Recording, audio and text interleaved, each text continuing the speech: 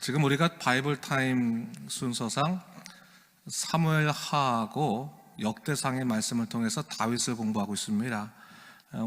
오늘 우리가 살펴볼 주제는 하나님께서 다윗을 향해서 맺으신 언약에 관해서 함께 공부해 보도록 하겠습니다.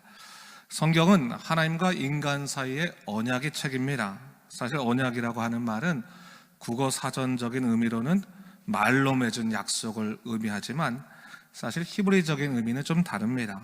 언약이라고 하는 말의 히브리어는 베리트라고 하는 단어를 사용하는데, 이 단어는 원래는 자르다 혹은 분리하다라고 하는 의미에서 유래된 말입니다.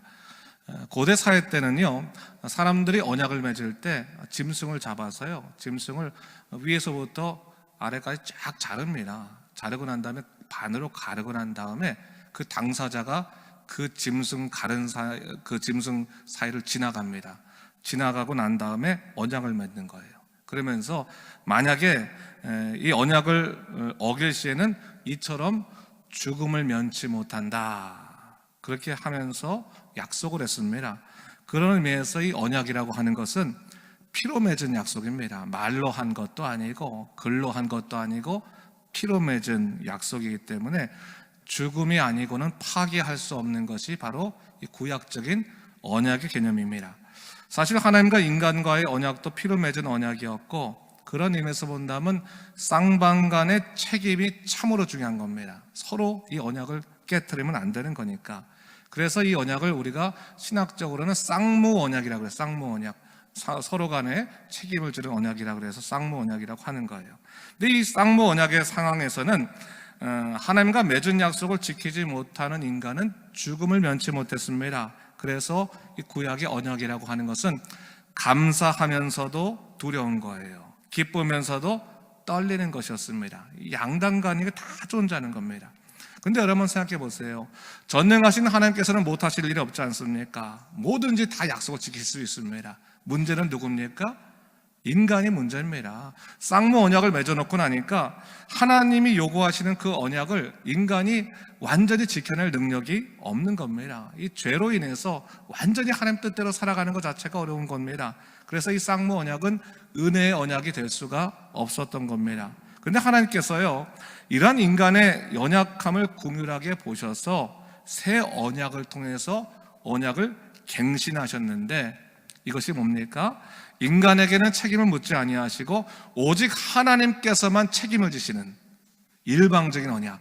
반대잖아요, 보통 인간들은. 근데 하나님께서 뭐든지 손해를 보시고 하나님께서 일방적으로 은혜를 주시는 편무 언약을 맺으시게 되는 것을 볼 수 있어요. 사실 인간사에서는요, 이 편무 언약이라는 것이 존재하기 어렵습니다. 절대적인 사랑이 없이는요, 손해보는 언약을 인간 스스로가 맺기 어려운 겁니다. 그런데 하나님께서요, 우리를 자녀 삼아 주시고 그리고 절대적으로 희생하셨어요. 이 편무 언약의 최고봉, 절정이 뭡니까? 예수 그리스도의 십자가예요. 예수님의 보혈로 인간을 구원하시는 그 사랑의 언약을 맺으셨습니다. 그리고 단순하게 그 십자가를 바라보는 자마다, 그 구원의 약속을 믿는 자마다 은혜를 주시는 놀라운 하나님의 사랑, 은혜를 허락하여 주셨습니다. 이것이 바로 편무 언약의 본질이다, 중심이다라고 할 수 있어요. 자, 그렇게 본다면 오늘 본문에서의 다윗 언약은 쌍무 언약일까, 편무 언약일까요?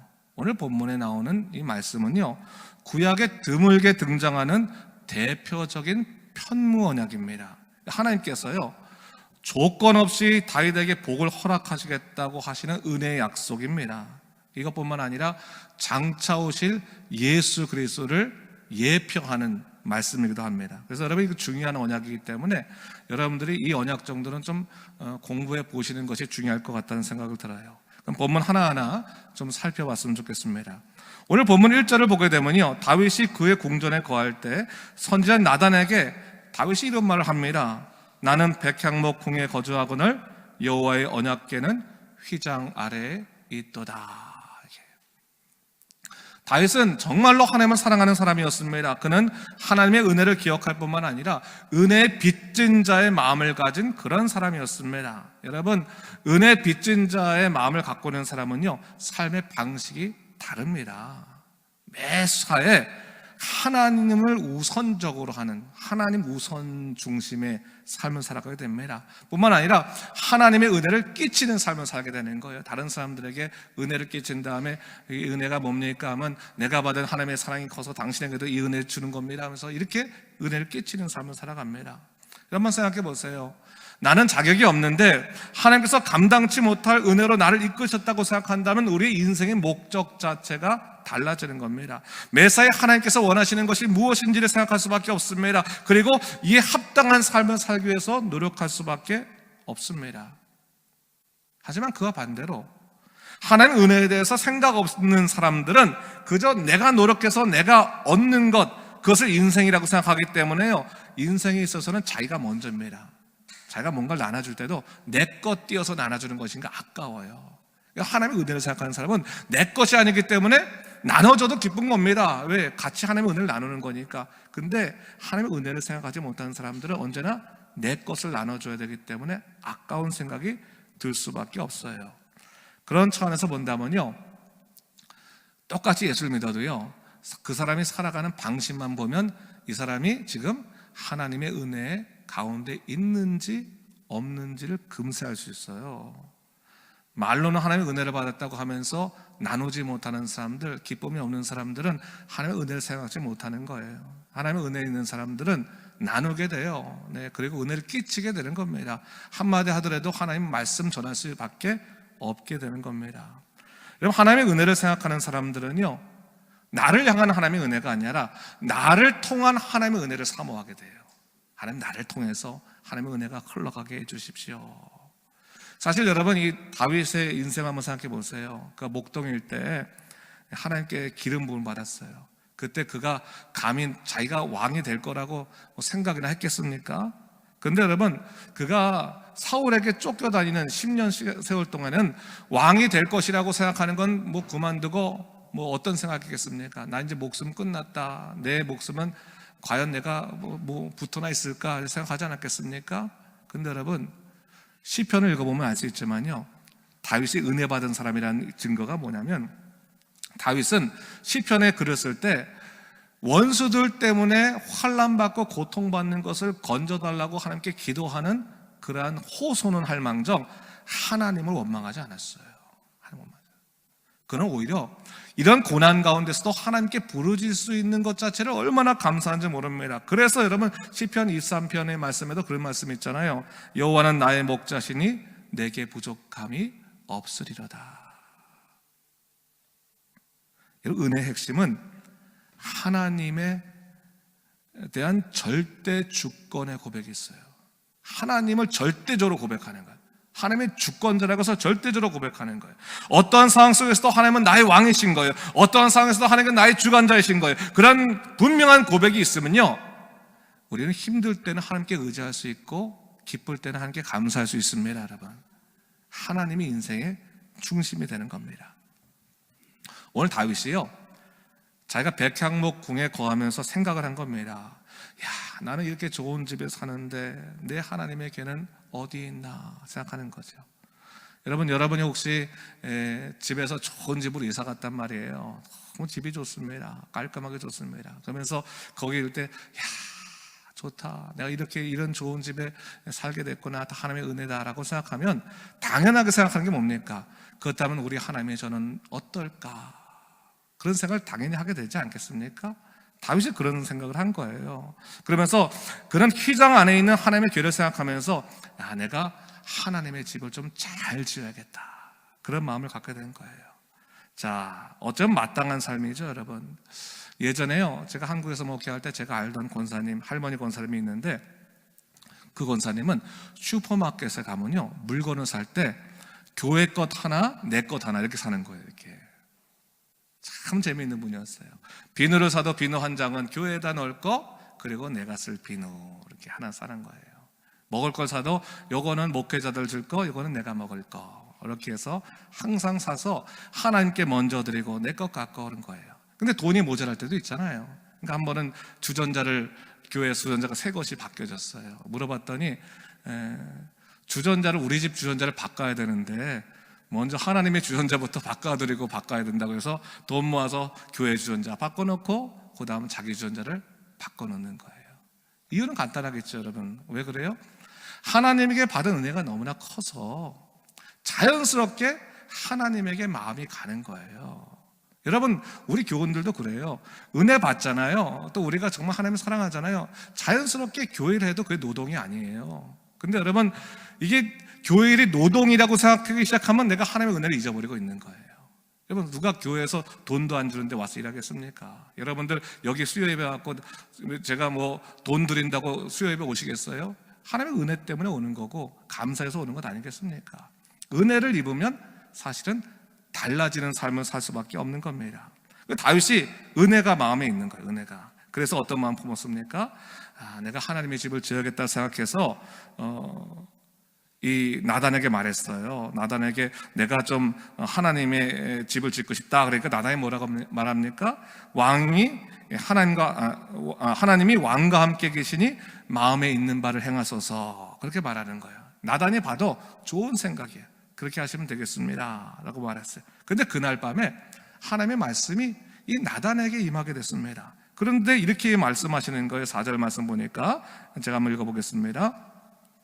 가서 내 종 다윗에게 말하기를 여호와의 말씀이 너는 내가 거할 집을 건축하지 말라. 그렇게 말씀하세요. 다윗은 너무너무 좋아서 하나님, 제가 이렇게 백향목집에 사는데 하나님한테 더 큰 집 지어드릴게요 하면서 그냥 기쁜 마음을 품었는데 하나님께서 건축하지 말라는 거예요. 그러면서 뭐라고 말씀하시냐면 하나님께서 이스라엘을 애굽에서 올라오게 한 날부터 오늘까지 집에 있지 아니하고 오직 이 장막과 저 장막에 있으며 이 성막과 저 성막에 있었다. 그렇게 말씀하세요. 이 말씀의 원래 본 뜻은 뭐냐면 하나님께서는 어느 한 곳에 머무시는 분이 아니라고 하는 거예요. 여러분, 성막이 뭡니까? 성막은요, 이스라엘 백성들을 시내산에서부터 가나안까지 그들을 이끌었던 하나님의 임재의 처소예요. 처소. 이 성막은 움직였어요. 누구와 함께 움직였어요? 백성과 함께 움직였어요. 택하신 이스라엘 백성과 함께 움직였습니다. 여러분, 하나님께서 그걸 말씀하시는 거예요. 나는 말이다, 네 백성들과 함께 이 성막에도 저 성막에도 있으면서 같이 움직였다. 그것을 말씀하시는 거예요. 여러분, 오늘 본문에서요, 하나님께서 다윗에게 성전 건축에 대해서 내가 싫다, NO 이렇게 말씀하시는 것이 아니에요. 오히려 이것은 뭐냐면 내가 네 마음 참 잘 알았다, 그렇게 말씀하시는 거예요. 그러면서 부연 설명하시는 겁니다. 나는 지금 지정된 곳에 머물지 않고 너희를 애굽에서부터 불러낼 때부터 광야까지, 그리고 이곳 가나안까지 너희와 함께 있었다라고 말씀해 주시는 것이죠. 그러면서 6절에 이렇게 말씀해 주십니다. 우리 6절 말씀 한번 같이 읽어볼까요? 시작. 이스라엘 무리와 더불어 가는 모든 곳에서 내가 내 백성을 먹이라고 명령한 이스라엘 어느 사사에게 내가 말하기를 너희가 어찌하여 내 백향목집을 건축하지 아니하였느냐고 말하였느냐 하고. 하나님께서 뭐라고 말씀하시냐면요, 내가 어느 사사에게 내 백향목집을 건축하라고 말한 적이 있느냐라고 말씀하세요. 하나님께서는요, 이스라엘 백성들을요, 애굽에서부터 꺼내셨어요. 광야까지 이끄셔서 가나안 이끄셨습니다. 몇 년이요? 몇 년? 40년 동안. 그렇죠. 그리고 사사시대 때도 함께 계셨어요. 사사시대 몇 년이요? 360년. 그렇죠. 360년. 그리고 여호와 전쟁, 가나안 전쟁 시기도 7년 플러스 몇 년 더니까 거기다가 사울의 통치 몇 년이요? 40년. 그렇죠. 넉넉 잡아서 470년, 80년 정도, 그죠? 440년, 470년, 80년 정도를 이스라엘 백성들이 어깨에 메고 이동하는 성막에 만족하셨어요. 한 번도 백향목 집을 지으라고 말씀하신 일이 없다라고 하는 겁니다. 그러면 하나님께서 오늘 다윗에게 말씀하시는 바가 뭔지를 좀 생각해야 되는 거예요. 하나님께서 정말 기뻐하신 것. 하나님께서는요, 다윗이 성전 짓겠다고 말씀하신 걸 너무나 기뻐하셨어요. 싫어하신 게 아니라 좋아하신 거예요. 그러나 하나님께서 더 기뻐하시는 것이 있어요. 더 기뻐하시는 것 뭡니까? 눈에 보이는 백향목 집이 아니라 하나님을 주권자로 여기고 어디에 있든지 하나님을 의지하며 살아가는 것, 그것을 더 기뻐하신다고 하는 거예요. 그것을 얘기하고 있는 겁니다. 여러분, 혹시나 우리가 하나님 사랑해서 내가 물질로서 하나님 하는 걸 봉사하고 싶은데, 하나님 제가 좀 물질이 부족합니다, 하나님 제가 가진 것이 없어요, 너무 고민하실 거 없어요. 하나님께서 기뻐하시는 게 뭡니까? 어디를 가든지 하나님과 함께 있고자 하는 그 마음, 그 동행의 마음, 하나님께서 나의 주권자 되신다고 그 마음을 가장 기뻐하신다고 하는 사실입니다. 여러분, 하나님께서 어디 있든지 여러분과 함께 하시죠? 믿으십니까? 그러면 하나님께서 여러분을 가장 기뻐하시는 거예요. 그런데 여러분, 여기서 중요한 핵심 포인트가 있어요. 다윗이 그런 하나님에 대한 좋은 은혜의 소망을 품자마자, 그렇죠? 은혜를 되돌려드리고 싶은 마음이 있잖아요. 정말 하나님께 백향목으로 지은 집보다 더 좋은 성막을 지어드리고 싶은 마음을 가졌다는 게 노하시면서, 그럼 여기서 끝내자, 이 얘기는 더 이상 이렇게 말씀하신 게 아니라 하나님께서 이제는 일방적으로 그에게 받지도 않으시고 은혜를 베푸시는 장면, 언약을 해주시는 장면이 바로 오늘 이 편무 언약이라는 거예요. 단지 하나님을 나와 함께 하시는 분이라고 생각하는 것만으로, 어디 있든지 내가 하나님을 나의 주권자로 생각한다고 그 한 가지의 사실만으로 하나님께서 넘치도록 은혜를 부어주시는 그 은혜의 약속을 해주시는 것이 바로 오늘 본문의 이 다윗의 언약이라고 하는 것을 성경에서 얘기하고 있는 겁니다. 하나하나 살펴보도록 할게요. 8절 말씀 우리 다 같이 읽도록 하겠습니다. 시작. 네가 어디로 가든지 내가 너와 함께 있어 내 모든 대적을 네 앞에서 멸하였은즉 세상에서 존귀한 자들의 이름과 같은 이름을 내게 만들어 주리라. 하나님의 첫 번째 약속은 뭐냐? 네가 어디로 가든지 내가 너와 함께 있어 내 모든 대적을 네 앞에서 멸하여 주겠다. 그래서 네 이름을 존귀하게 만들어 주겠다라고 말씀하셔요. 하나님께서는 당신을 주권자로 생각하는 사람들에게, 당신을 나의 주님이라고 생각하는 사람들에게 내가 어디로 가든지 너와 함께 있어 내가 내 모든 대적을 네 앞에서 멸하여 주겠다 말씀해 주시는 거예요. 여러분, 여러분이 하나님을 나의 주님이라고 고백하면 주님은 여러분의 인생 어느 곳까지 함께 하십니다. 그걸 지금 얘기하고 있는 거예요. 우리가 하나님을 향해서 주권자로 고백하지 않기 때문에 하나님의 동행하심을 경험하지 못하는 것이지, 하나님을 나의 주권자라고 고백하고 어디 있든지 하나님 나와 함께 하옵소서, 나를 지켜달라고 고백하고 기도하는 자에게 함께 하시겠다고 오늘 말씀해 주시는 겁니다. 그게 바로 다윗 언약의 첫 번째 약속인 거예요. 이를 통해서 내 이름을 존귀케 만들어 주겠다는 거예요. 다윗의 이름은요, 이스라엘 백성들에게 가장 존귀한 이름이 됐어요. 우리도 마찬가지인 거예요. 하나님을 나의 주권자로 보시면 내 이름을 존귀케 만들어주겠다고 하는 거예요. 여러분, 세상적으로 성공해야지만 이름이 존귀해집니까? 세상적으로 여러분이 공부를 잘하고 세상적으로 돈을 많이 벌고 또 사업에 성공해서 다른 사람들도 이름을 알 만큼 유명해지는 것, 그게 정말 이름이 존귀케 되는 걸까요? 호주에서 돈 많이 벌어가지고 이름만 대면 아는 그런 사람이 되는 것이 존귀케 되는 걸까요? 그렇지 않아요, 여러분. 저도 호주에 와서 한 3년 살아보니까 존귀한 이름이 뭔지 알겠어요. 존귀한 이름이. 제가 딱 보니까 이 호주 사회는 거의 예수 믿는 사람 많지 않습니까? 예수 믿는 사람. 사업을 잘해도 뭐 돈이 많아도 그게 이름이 존귀케 되는 게 아니더라고요. 그 교회 안에서 정말 하나님을 사랑하고 하나님 뜻대로 살려고 노력하고 겸손하게 자기 자리를 잘 지키는 사람들이 존경받더라고요. 그런 사람 이름들 내가 많이 들었어요. 어떤 교회는 누가 있다 이런 식으로 들은 거예요. 반면에 여러분, 하나님을 존귀하게 여기지 않는 사람들은 아무리 사회적으로 성공했다 그래도 바닥으로 떨어지더라고요. 끝까지 하나님 붙드는 사람이 이름이 존귀해지더라고요. 바로 그것을 먼저 얘기하고 있는 겁니다. 하나님을 절대적인 주권자를 여기고 항상 주님을 높이고 주님 중심으로 살아가려고 하는 사람들은 하나님께서 그 이름을 존귀케 만들어 주신다라고 얘기해 주시는 겁니다. 여러분, 다른 데에서 찾지 마시고 하나님을 가장 여러분들의 존귀한 분으로 고백하는 여러분 되시기를 주님의 이름으로 축원합니다. 그게 첫 번째예요. 자, 두 번째로요, 하나님께서요 9절부터 10절까지 이렇게 말씀해 주셨습니다. 이건 제가 한번 읽어볼 테니까 자막 잘 보세요, 여러분.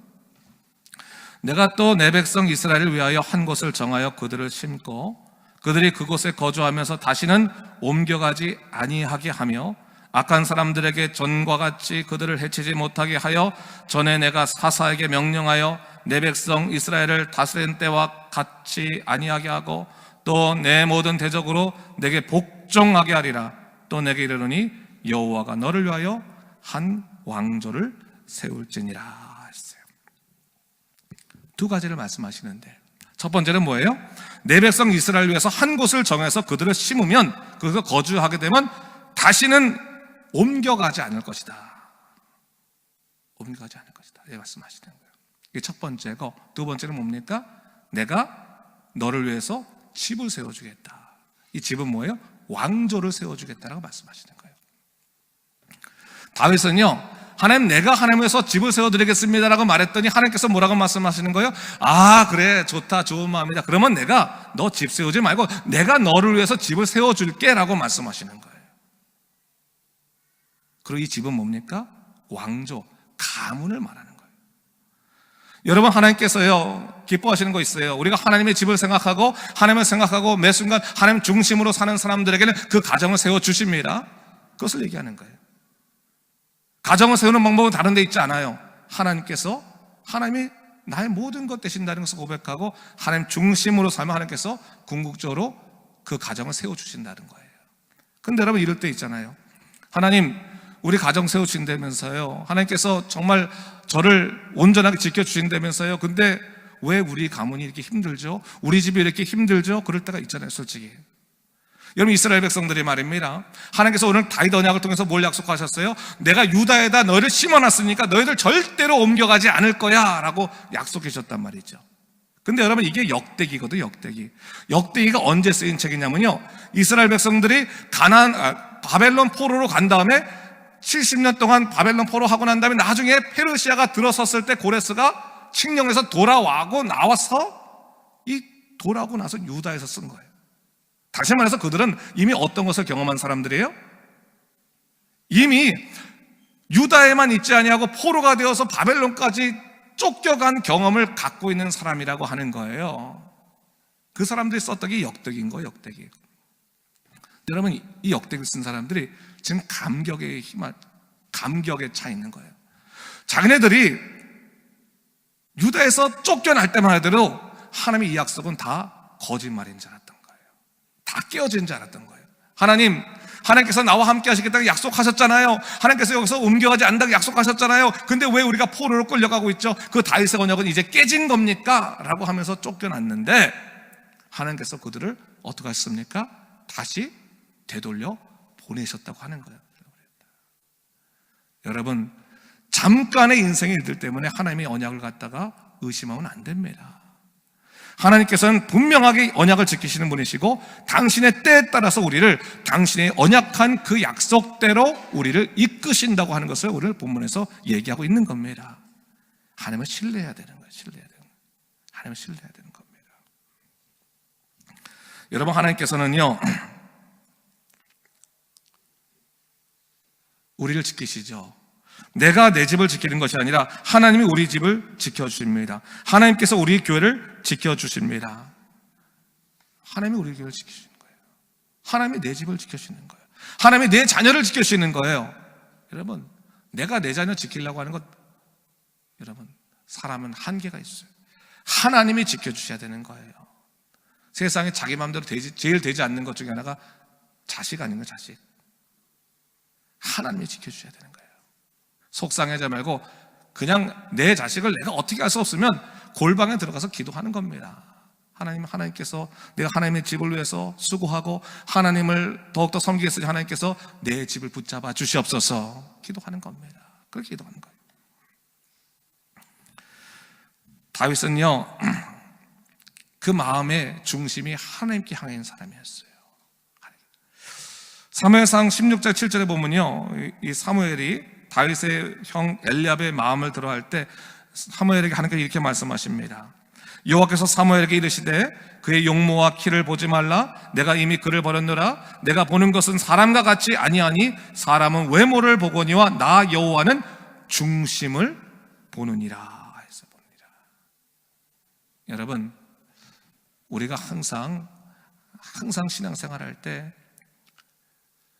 내 중심이 하나님께 온전히 가 있는지 생각하고 중심이 흔들리지 말아야 되는 거예요. 중심이 매 순간 마음이 새롭게 되는 것이 가장 중요한 겁니다. 마음이 새롭게 되는.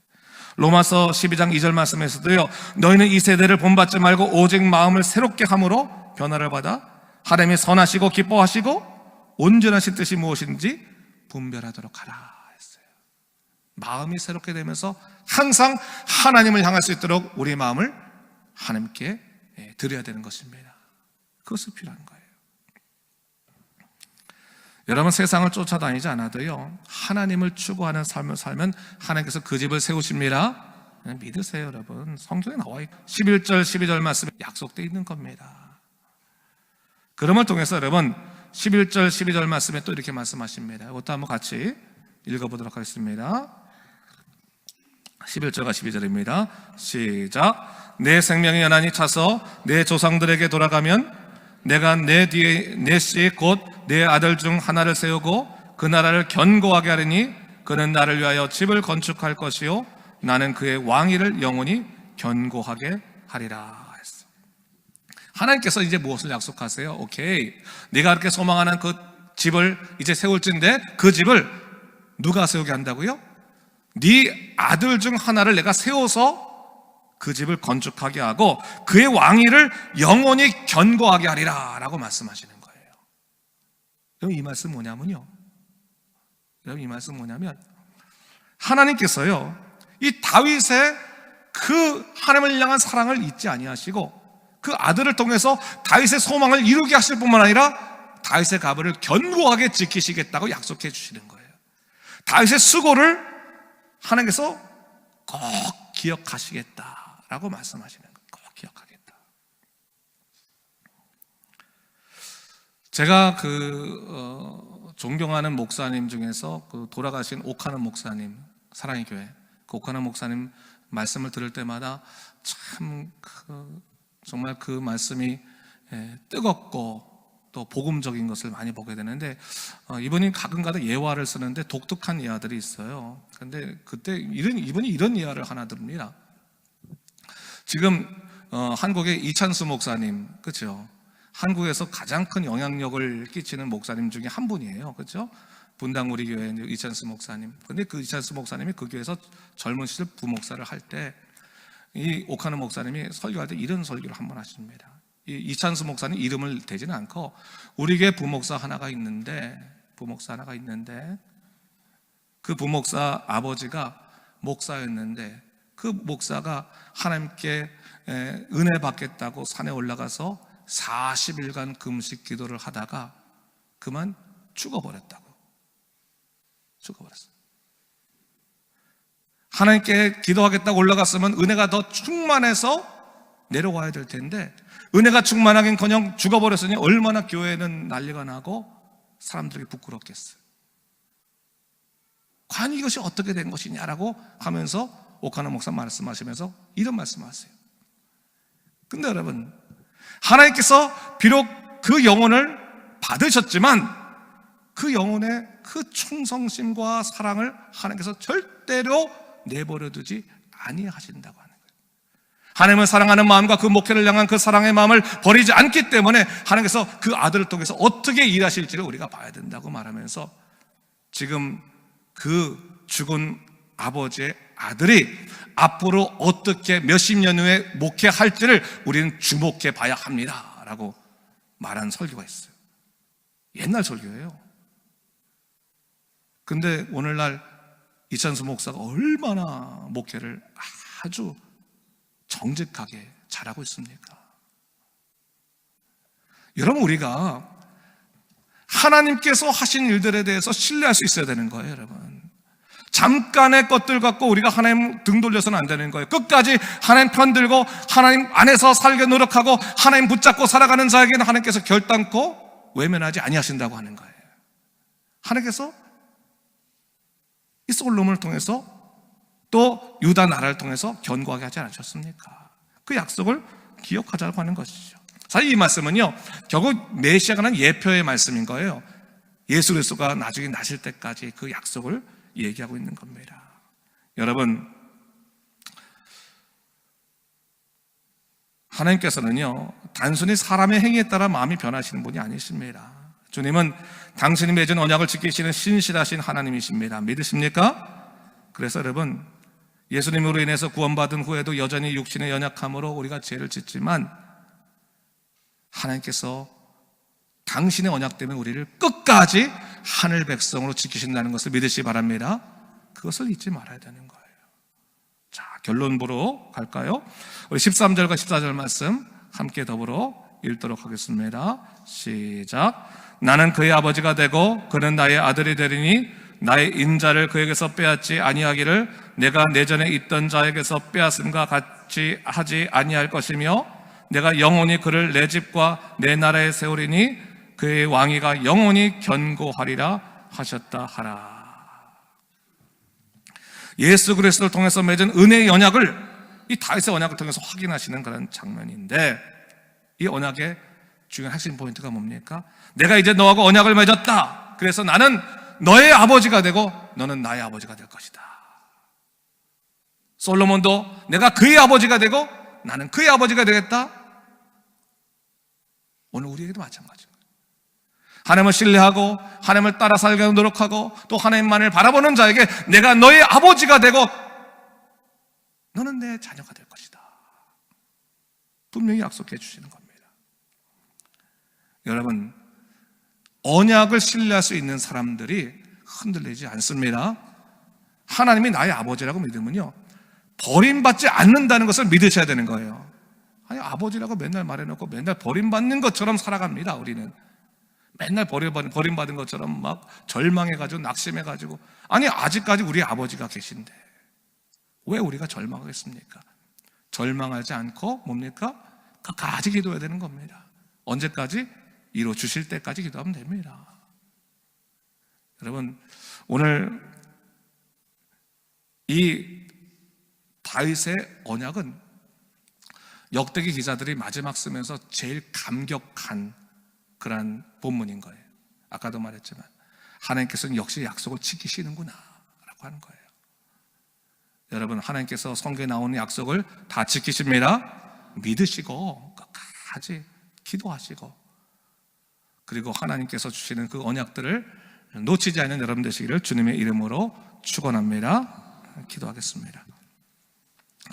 주 하나님 아버지, 참으로 감사합니다. 어디를 가든지 예수 그리스도께서 우리 함께 하시고 하나님이 나와 함께 하신다고 하는 그 언약을 우리가 알진데, 우리는 왜 이렇게 두려워하고 절망하고 또 우리는 왜 이렇게 무서워하고 또 낙심하고 하는지요.